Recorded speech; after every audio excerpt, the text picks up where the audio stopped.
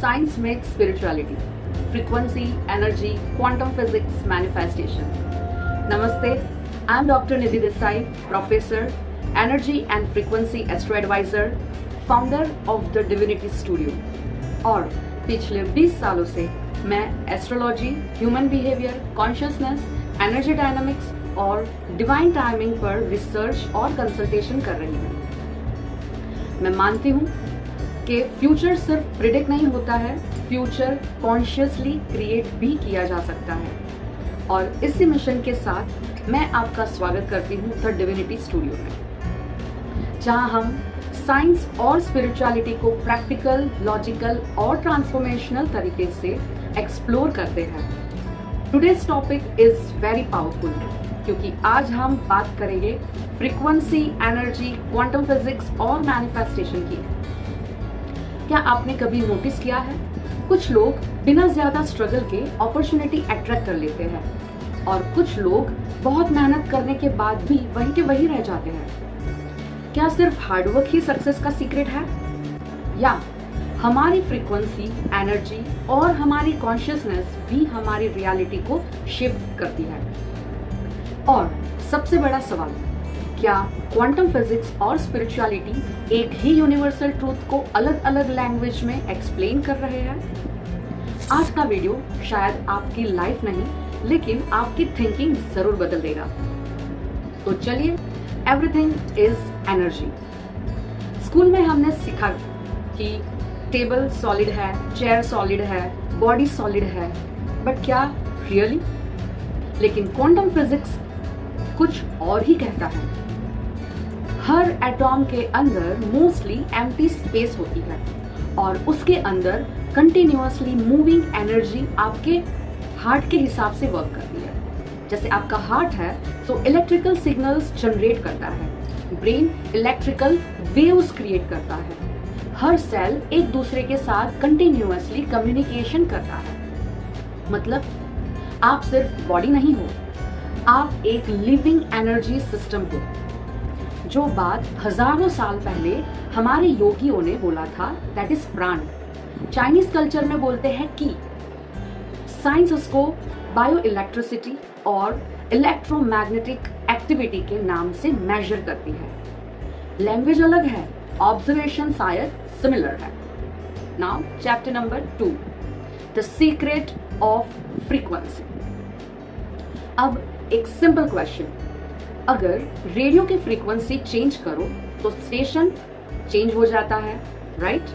वैसे ही नेचर में भी सब कुछ वाइब्रेशन पर काम करता है।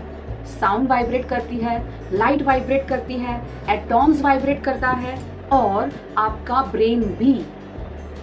जब आप स्ट्रेस में होते हो, ब्रेन की स्टेट अलग होती है। जब ग्रैटिट्यूड फील करते हो, बॉडी के हार्मोन्स बदल जाते हैं। इसका मतलब नहीं कि आप सिर्फ पॉजिटिव सोचने से ही करोड़ों रुपए कमा लोगे, लेकिन आपकी इनर स्टेट आपके डिसीजन, आपकी क्रिएटिविटी और आपकी अपॉर्चुनिटीज को दिखाती है।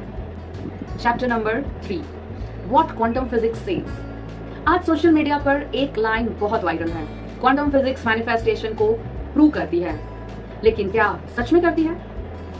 क्वांटम फिजिक्स माइक्रोस्कोपिक पार्टिकल्स को स्टडी करती है और कुछ एक्सपेरिमेंट्स ये दिखाते हैं कि पार्टिकल्स मेजरमेंट के अकॉर्डिंग डिफरेंट बिहेवियर दिखा सकती है, लेकिन साइंस ने अभी तक उसको प्रूव नहीं किया कि सिर्फ सोचने से यूनिवर्स आपको लैम्बोर्गिनी दे देगा।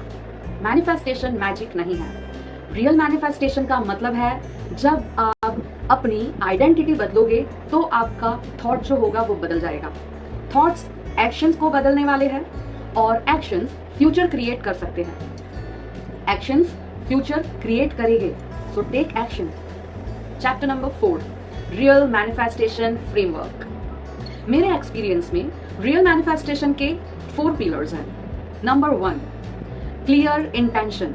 यस, यूनिवर्स कंफ्यूजन को नहीं, क्लैरिटी को रिस्पॉन्ड करता है। आपको एग्जैक्टली पता होना चाहिए आपका क्या नेचर है और आपको क्या चाहिए। नंबर 2, इमोशन, फियर या फेथ, स्कैर्सिटी या ग्रेटिट्यूड। जो इमोशंस रोज रिपीट होता है वो ग्रेजुअली आपकी पर्सनालिटी बन जाती है। Number 3, aligned action. सिर्फ अफर्मेशन से कुछ नहीं बनने वाला है, एक्शन कंपलसरी है। एनर्जी विदाउट एक्शन सिर्फ इमेजिनेशन है, एक्शन विदाउट डायरेक्शन सिर्फ एग्जॉशन है। Number 4, divine timing. कभी कभी लाइफ डिले करती है, रिजेक्ट नहीं। प्रिपरेशन पहले होती है, अपॉर्चुनिटी बाद में। इसीलिए timing is everything. Chapter number 5, how to raise frequency. अगर फ्रीक्वेंसी रेज करनी है तो एक्सपेंसिव क्रिस्टल हेल्प करेगा, लेकिन उससे पहले आपको ये हैबिट यूज करनी पड़ेगी। सो अच्छी sleep, healthy food, positive environment, meaningful relationship, meditation, books और सबसे इंपॉर्टेंट सेल्फ टॉक। याद रखिए, हर थॉट एक वोट है, हर एक हैबिट एक वाइब्रेशन है, और हर डिसीजन आपके फ्यूचर डिजाइन करता है। Mind that. Chapter 6, science makes spirituality.